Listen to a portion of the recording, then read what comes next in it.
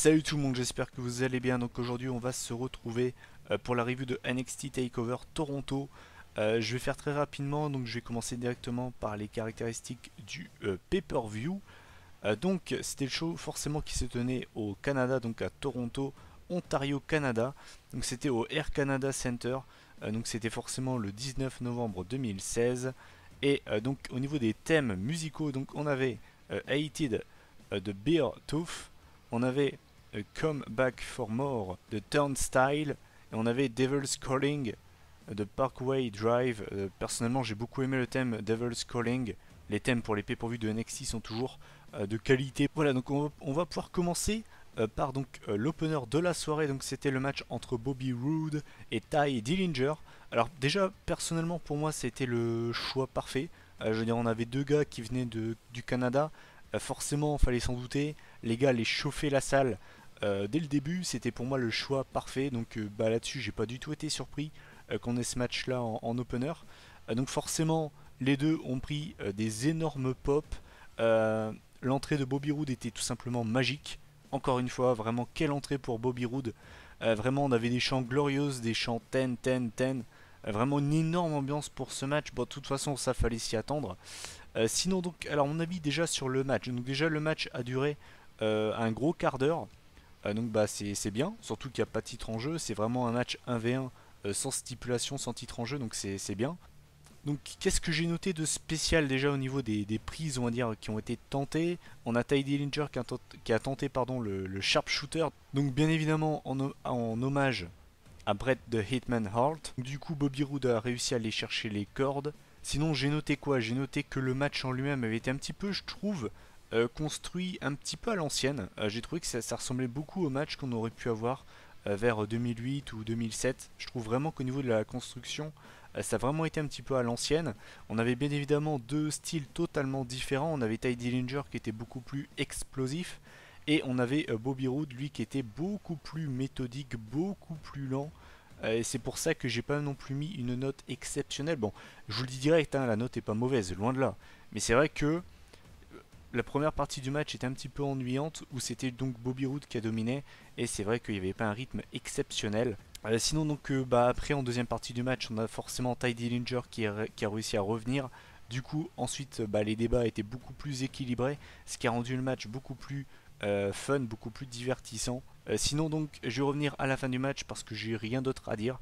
Donc à la fin du match, eh bien c'est Bobby Roode qui s'impose avec son execution. Donc je sais pas du tout comment il va appeler ça. Peut-être qu'il va appeler ça, je sais pas, le Glorious DDT, j'en sais rien du tout. Bref, donc voilà, victoire de Bobby Roode. Personnellement, ça ne me surprend pas. Voilà, c'est ce que j'avais pronostiqué. Sinon, voilà, c'était un match que j'ai vraiment apprécié. J'ai rajouté 0,5 points en plus par rapport à l'ambiance, parce que vraiment, quand vous avez une ambiance pareille, ça vous met directement dans le match. Et vraiment, ce match, je trouve, était vraiment le choix parfait pour ouvrir la soirée.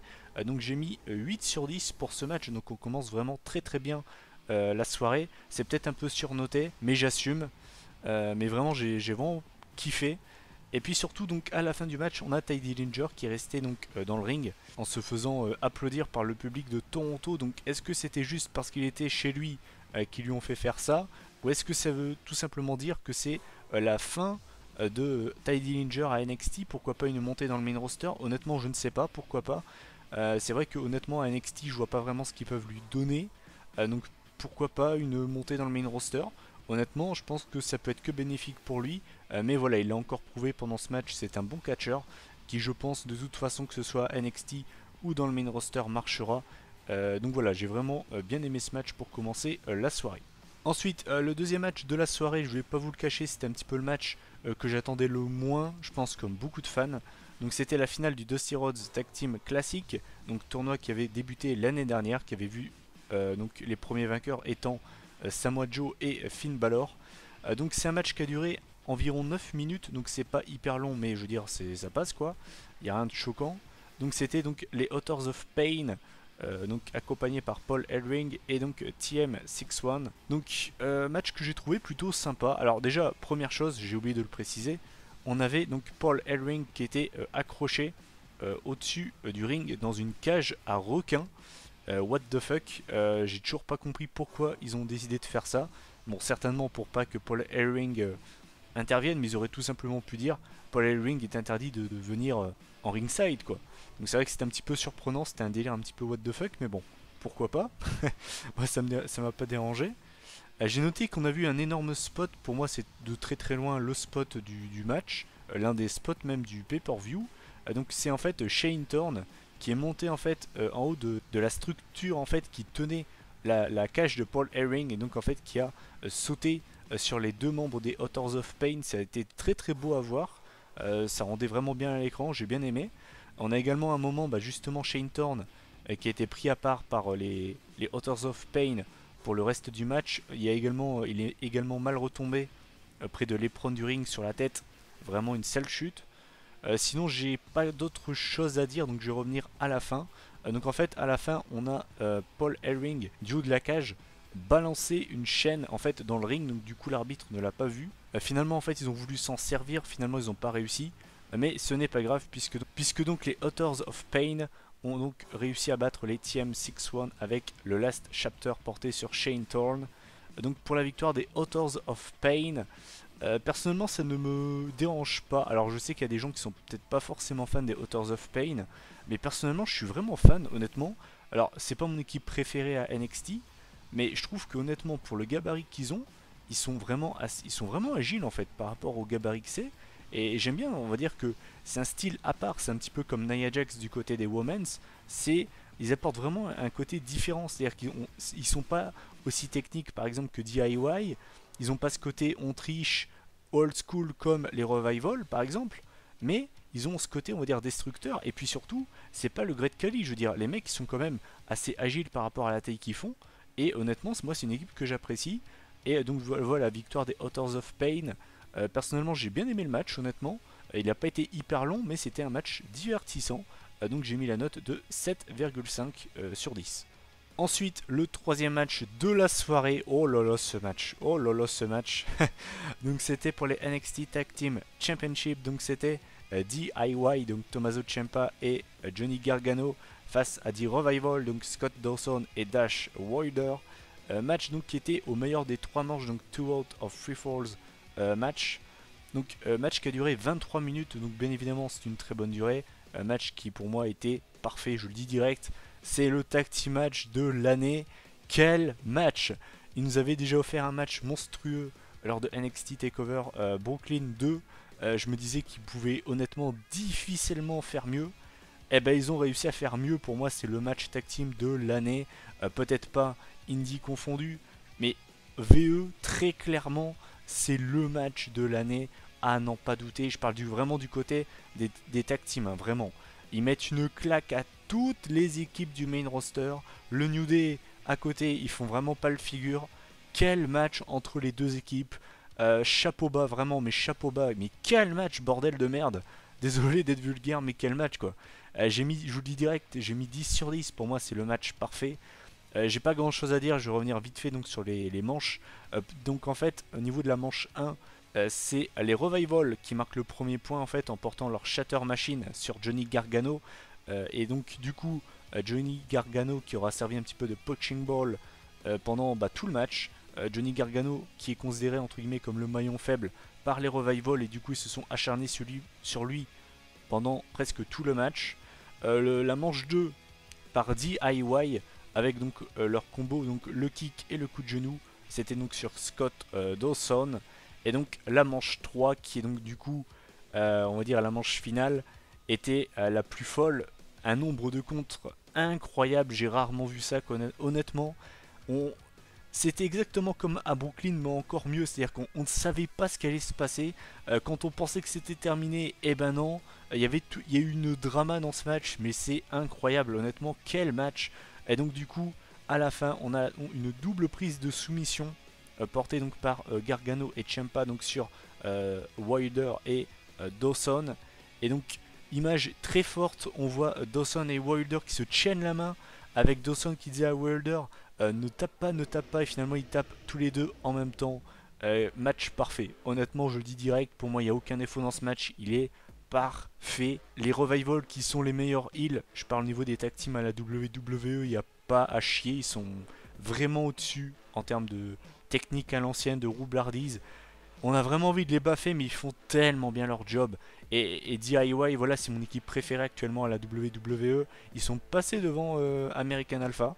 Et honnêtement, voilà, je suis très content pour eux. J'avais vraiment peur qu'ils ne gagnent pas, puisque il y avait des rumeurs qui disaient justement qu'ils pourraient se séparer, qu'ils pourraient intégrer la Cruiserweight Division du côté de Raw. Et du coup, voilà, victoire de DIY, je suis refait. Vraiment, match de l'année, enfin en tout cas l'un des matchs de l'année. Et clairement, meilleur match tag team de l'année à la WWE.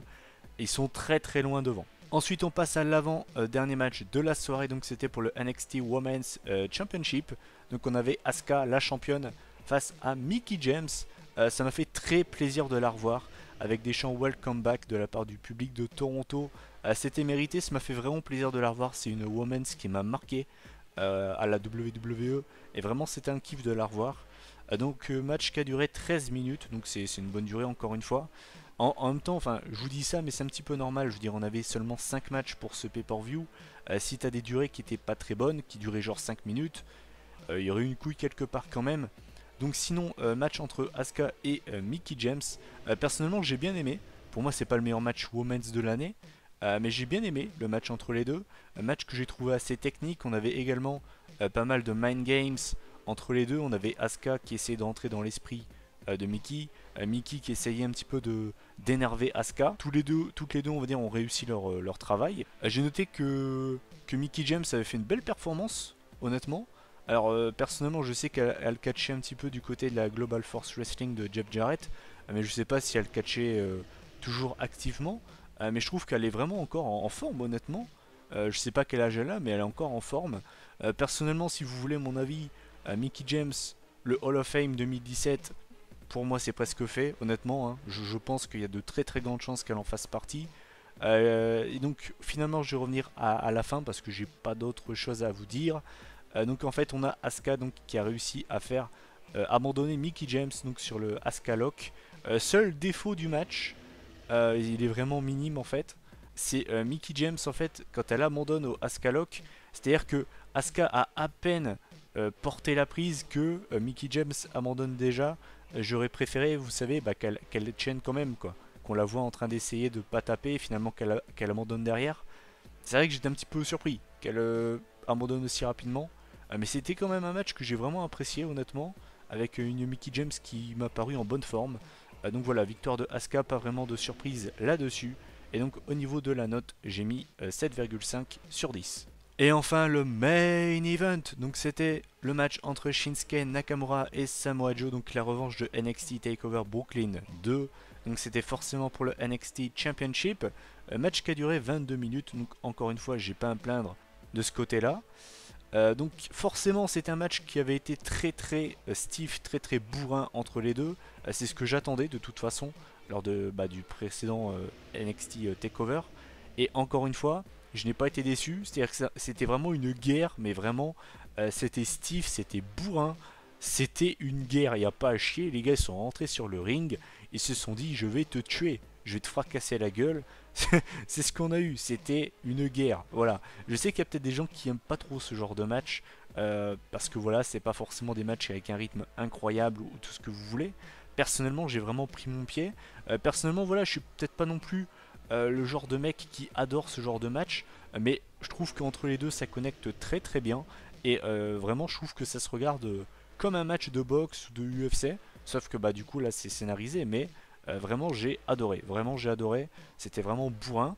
J'ai trouvé qu'il était légèrement mieux que leur premier match, même si j'ai mis la même note au final que pour NXT TakeOver Brooklyn, donc j'ai mis 8,5 sur 10, je vous le dis direct. Sinon donc on a Joe qui a réussi à se relever du Kinshasa, on a également Nakamura qui a réussi à se sortir de la Coquina Clutch, même si Samoa Joe n'a pas réussi en fait à s'amener à terre pour bien la porter, donc en fait il est resté debout. Ce qui a facilité la tâche. Donc maintenant je vais revenir à la fin du match. Donc en fait on a Samoa Joe qui était à l'extérieur du ring et donc il avait plutôt bien morflé juste avant. Donc en fait si je me souviens bien on avait Nakamura qui allait prendre de l'élan pour aller mettre un Kinshasa ou je ne sais quoi, un coup de pied sur Samoa Joe à l'extérieur du ring. Finalement donc en fait on avait l'arbitre qui était entre les deux. On a Joe en fait qui l'a poussé si je me souviens bien. Et donc en fait pendant que l'arbitre avait le dos tourné, En fait, il lui a mis un coup de pied dans les parties intimes. Donc du coup, les balls de Nakamura ont sonné gling gling. Et du coup, derrière, on a Samoa Joe qui porte la même prise qu'il avait portée à Nakamura lors du weekly de NXT, donc, ce qui avait donc vendu l'absence de Nakamura pour plusieurs semaines. Donc vous savez, c'est un genre de choke slam sur l'escalier. Et donc en fait, derrière, il ramène Nakamura dans le ring pour lui porter le Muscle Buster pour la victoire de Samoa Joe. Personnellement, je m'y attendais pas forcément. Je voulais vraiment qu'il redevienne champion. Alors, tu vas me dire, Mathieu, t'es pas très logique. C'est vrai que d'un côté, j'attends les débuts de Samoa Joe dans le main roster depuis longtemps. Mais d'un autre côté, je me disais que c'était trop facile. Si jamais Nakamura battait Joe 2 fois, je sais pas. Je trouve que Nakamura, on lui a donné le titre trop rapidement. Et du coup, voilà, cette victoire de Samoa Joe me fait vraiment plaisir. Je pense de toute façon que Samoa Joe ne va pas garder le titre très longtemps. Je pense qu'il va le reperdre lors du prochain NXT TakeOver. Mais c'est pas grave, c'est un match que j'ai vraiment kiffé. Résultat surprenant en plus de ça. J'aurais juste préféré qu'en fait Joe conserve à NXT TakeOver Brooklyn et que Nakamura gagne donc à NXT TakeOver Toronto. Je trouve que ça aurait peut-être été un petit peu mieux de faire comme ça. Je vais pas non plus chipoter, c'est un match que j'ai vraiment kiffé. C'était bourrin, c'était une belle façon de terminer le pay-per-view. Et donc j'ai mis 8,5 sur 10 donc, pour clôturer ce pay-per-view. Donc au niveau du bilan de ce pay-per-view, donc au niveau de la note, j'ai mis une moyenne, enfin en tout cas en additionnant toutes les notes du pay-per-view, on arrive à une moyenne de 8,3 sur 10. Donc je crois que c'est le record sur ma chaîne, je crois que j'ai jamais mis autant à un pay-per-view. Pour moi c'est pas volé, honnêtement, tout y était, les grands matchs, l'émotion, le public, tout était là, tout était réuni pour faire un grand show. Et ils nous ont fait un show de dingue. Je veux dire, il n'y a aucun mauvais match dans ce pay-per-view. Tout est bon. Vous avez la nostalgie avec le retour de Mickie James. Vous avez l'émotion avec la victoire de DIY. Et l'un des matchs de l'année, à n'en pas douter. Peut-être même le meilleur tag team match de l'histoire à la WWE. Vous avez même les matchs, on va dire, moins importants d'Undercard ne déçoivent pas et sont à la hauteur. Honnêtement, tout y est dans ce pay-per-view. Et pour moi, c'est l'un des meilleurs pay-per-view de l'année 2016, peut-être le meilleur, je ne sais pas encore, et peut-être la meilleure édition de l'histoire des NXT TakeOver. En tout cas, n'hésitez pas à donner votre avis en commentaire sur ce pay-per-view, ce que vous en pensez. En tout cas, moi, j'en ai eu pour mon argent. Honnêtement, je repars encore une fois très satisfait. Je suis absolument fan du produit NXT. La seule chose qui n'est plus vraiment au niveau, c'est pour moi le côté women's. C'est d'ailleurs pour ça qu'on a Mickie James qui a été choisi pour remplacer, on va dire, les autres, puisque donc Ember Moon pour l'instant n'est pas encore assez crédible, on va dire, pour aller chercher Asuka. C'est le seul point négatif pour moi du côté de NXT. Du côté des mecs, il y a des très très bons catcheurs. Au niveau des tag teams, surtout, je trouve qu'au niveau des tag teams, c'est très très riche. Il y a vraiment de très très bonnes équipes du côté de NXT. Et vraiment, voilà, chapeau bas à la WWE, très très bon show. Et surtout, eh bien, bonne chance aux Survivor Series pour faire aussi bien. Alors, j'ai envie de vous dire, la carte des Survivor Series n'est pas mauvaise. Mais honnêtement, bonne chance aux Survivor Series pour faire aussi bien que ça. Ça va me paraître quand même assez compliqué. Voilà, donc bah écoutez, n'hésitez pas à donner votre avis en commentaire sur ce pay-per-view, à liker, à partager cette vidéo, à la commenter, ça fait toujours plaisir. D'ici là, prenez soin de vous. Salut tout le monde.